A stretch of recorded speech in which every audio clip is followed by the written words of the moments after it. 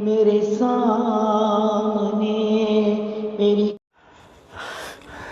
اللہ مسعدی فرماتے ہیں اگر کوئی بادشاہ ایک جانور ذبح کر کے خیرات کرتا ہے، بہت بڑی بات ہے، بہت ثواب ہے، لیکن ایک چیونٹی ایک ٹڈے کی ٹانگ خیرات کرتی ہے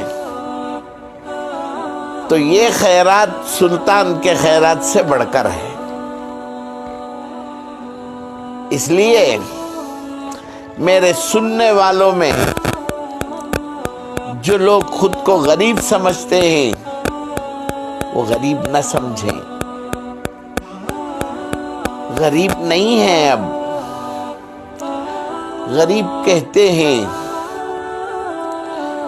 اس زمانے میں صحابہ فرماتے ہیں 2 مہینے چولہا نہیں جلتا تھا، وہ تھی غربت، وہ زمانہ تھا۔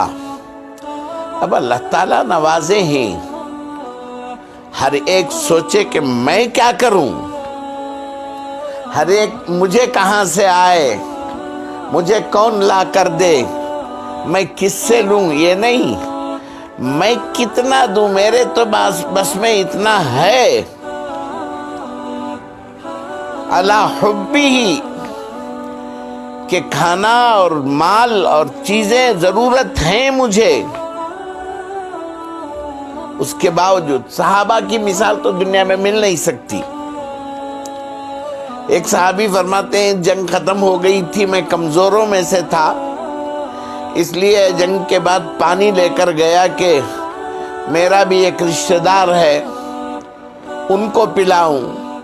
گیا تو وہ بیچارے اسی حالت میں تھے کہ اب تب زخمی، بالکل قریب۔ میں نے اشارے سے پوچھا پانی، انہوں نے آنکھ سے اشارہ کیا، ہاں سخت پیاس لگ رہی ہے۔